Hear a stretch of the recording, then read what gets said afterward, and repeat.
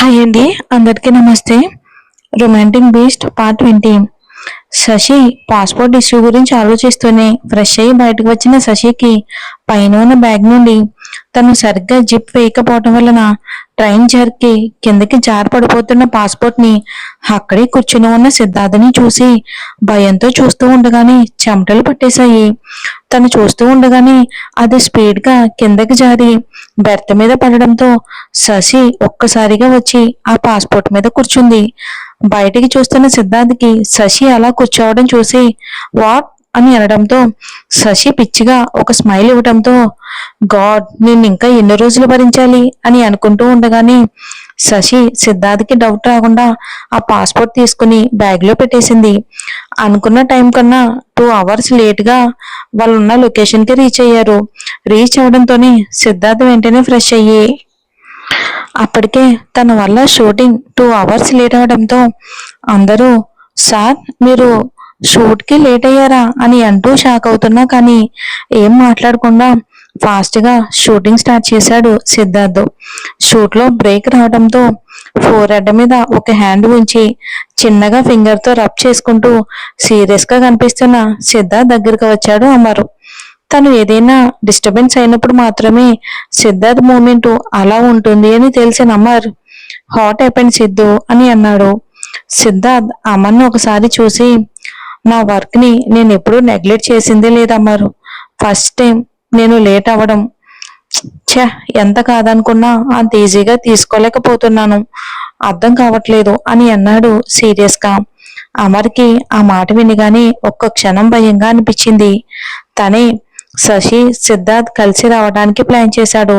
Weather వల్ల ఇంకా late అవుతుంది అనుకోలేదు అమరు. కానీ సిద్ధార్థ్కి ఈ విషయం తెలిస్తే మాత్రం చాలా వైల్డ్ గా రియాక్ట్ అవుతాడు అని అర్థమై సైలెంట్ అయిపోయాడు అమర్. కానీ నిజం చెప్పేంత ధైర్యం చేయలేక ఆగిపోయాడు. సిద్ధార్థ్ షూటింగ్ హడావిలో బ్రేక్ఫాస్ట్ ని కూడా స్కిప్ చేయడంతో సిద్ధార్థ్ కోసం బ్రేక్ఫాస్ట్ తీసుకుని వచ్చింది శశి. అది కూడా రాంగ్ టైంలో వచ్చింది.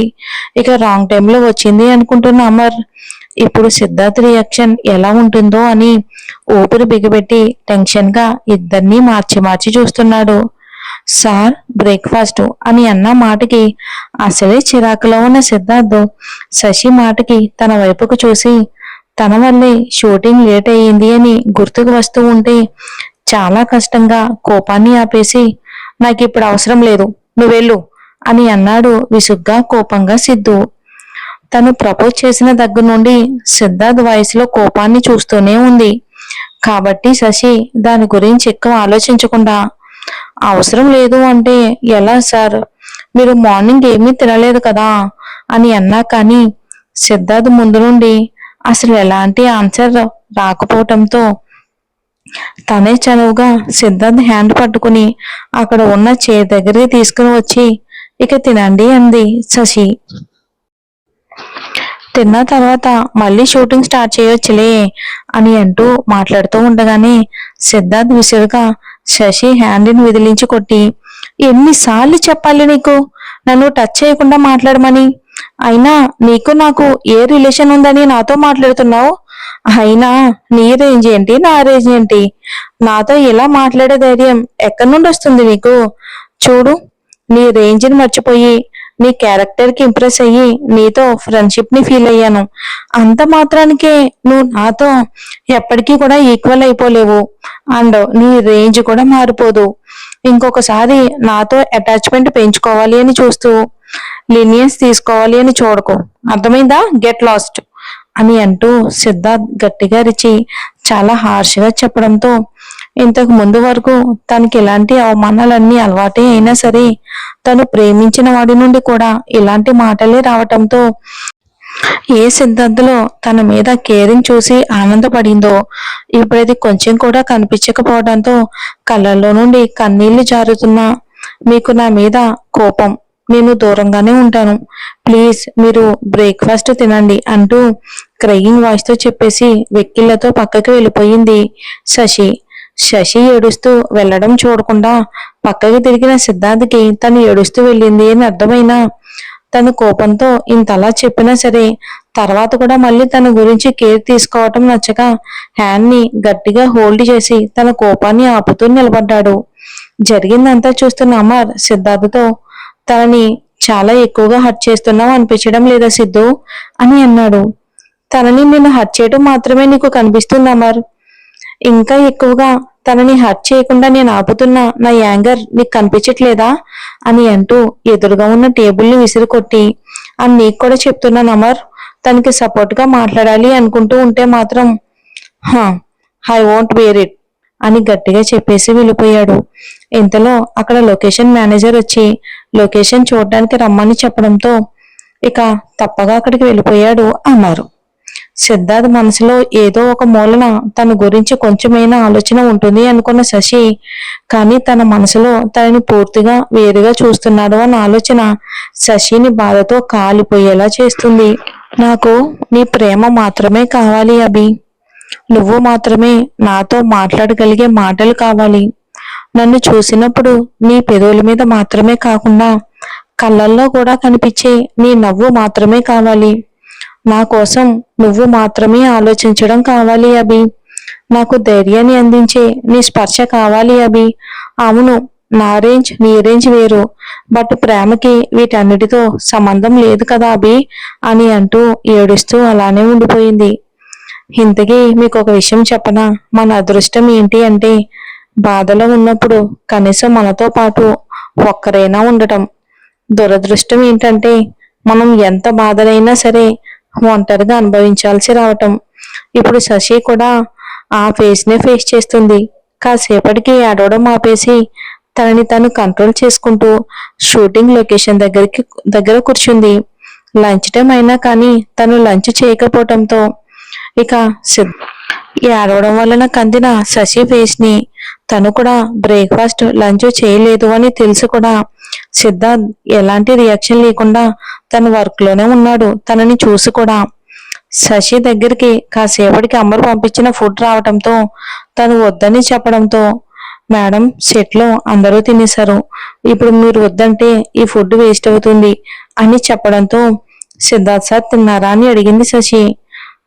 వాళ్ళు సార్ ఎప్పుడో తిన్నారు మేడం అని చెప్పడంతో ఇంకా తప్పగా తినేసి కూర్చుంది శశి.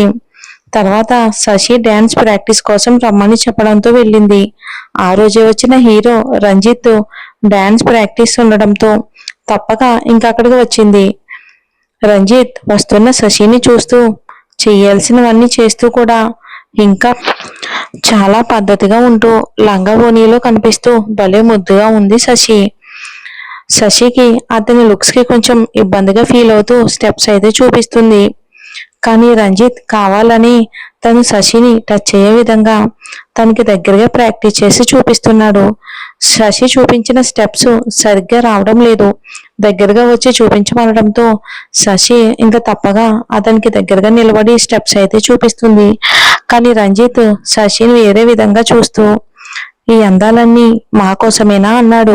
శశి చెవి దగ్గరగా వచ్చి శశికి ఆ మాట వినిపించడంతో కొంచెం దూరం జరిగి కోపంగా చూడగానే, అదే ఈ స్టెప్స్ అన్ని మా కోసమేనా అంటున్నాను. ఇక అలా అనడంతో, నా పేరు శశి కాదు Shashirekha, please call me by the full name అని అంటూ చెప్పి వెళ్ళిపోయింది కోపంగా. శశి అంత సీరియస్ గా చెప్పినా రంజిత్ మళ్ళీ తర్వాత కూడా అలానే బిహేవ్ చేయటం స్టార్ట్ చేశాడు. శశికి ఒకవైపు సిద్ధార్థ్ మాటలే కాకుండా రంజిత్ చేతలు కూడా తోడవడంతో పైకి గట్టిగా అరిచి అతన్ని కొట్టాలి అనిపిస్తున్నా తర్వాత జరిగేవి ఊహించలేక సైలెంట్ గా ఉంది.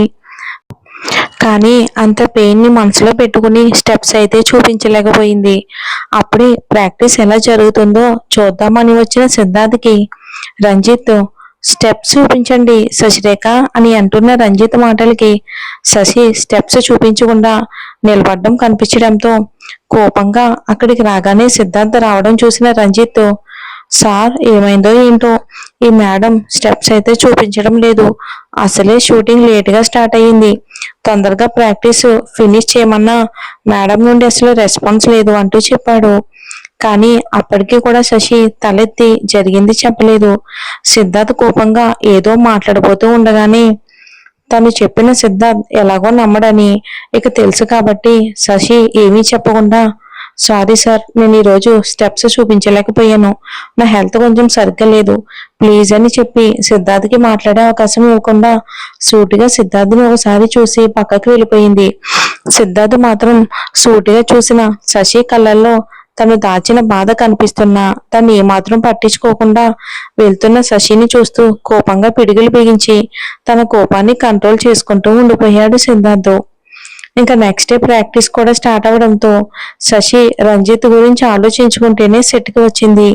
ఆ సెట్లోని ఆపోజిట్ గా కూర్చున్న రంజిత్ ని కొంచెం దూరంగా ఉన్న సిద్ధార్థ్ని చూస్తూ, నీ కోసం నా సెల్ఫ్ రెస్పెక్ట్ ని కూడా వదులుకోగలను, అంత ప్రేమ నాకుంది అభి, కానీ అది ఏదైనా నీ వరకు మాత్రమే, మరొకరు నా వరకు వస్తే చూస్తూ ఊరుకోలేను, దానివల్ల నీ కోపాన్ని మరొకసారి చూడాల్సి వచ్చినా ఆ కోపాన్ని కూడా భరించడానికి నేను సిద్ధమే అని మౌనంగా అనుకుంటూ రంజిత్ దగ్గరికి వచ్చింది.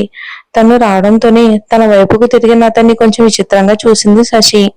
అప్పటి వరకు నార్మల్ గా ఉన్న సెట్టు ఎందుకో కొద్దిగా సైలెంట్ అయినట్టు అనిపించింది శశికి.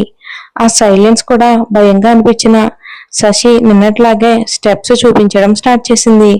కానీ రంజిత్ నిన్నట్లా అసలు ఇబ్బంది పెట్టకుండా నార్మల్ గా ప్రాక్టీస్ చేయటం స్టార్ట్ చేశాడు.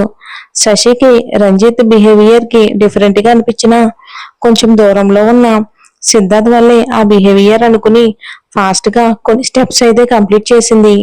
తర్వాత తర్వాత అంతకు ముందు హీరోతో సాంగ్ కి షూటింగ్ స్టార్ట్ చేయడంతో అది చాలా చాలా పర్ఫెక్ట్ గా రావడంతో అక్కడే ఉండి చూసిన అమర్తో పాటు ఆ యూనిట్ అంతా కూడా ఇంప్రెస్ అవ్వడంతో అప్పటి వరకు ప్రాక్టీస్ చేయించి తను ఓనితో చెమట తుడుచుకుంటూ వస్తున్న శశిని చూసి, పర్ఫెక్ట్ శశి, ఇట్స్ అమేజింగ్ అని అమర్ అనడంతో చిన్నగా స్మైల్ ఇచ్చి పక్కకు వెళ్ళిపోయింది శశి ఏం మాట్లాడకుండా.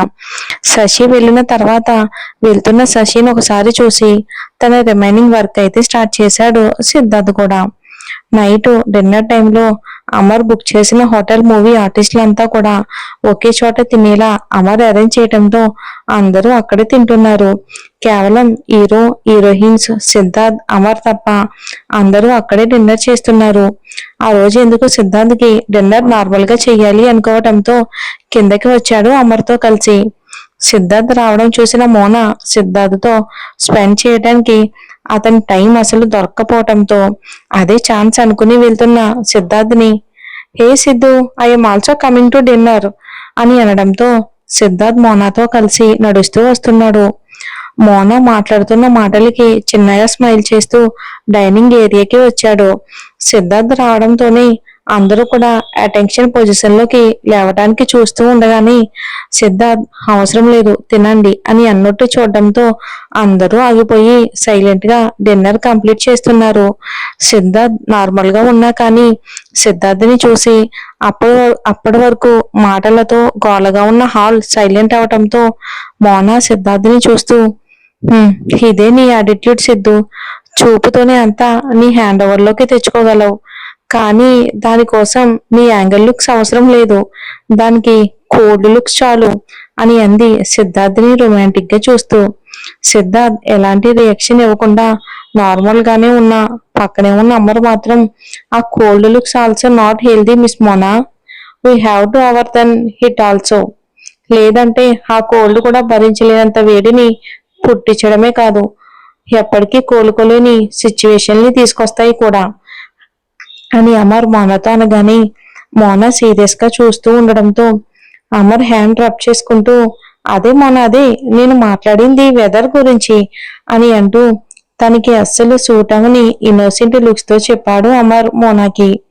అమర్ మాటల్లో కనిపిస్తున్న వెటకారానికి కోపం వస్తున్నా పక్కనే సిద్ధు ఉండడంతో సైలెంట్ అయిపోయింది మోన.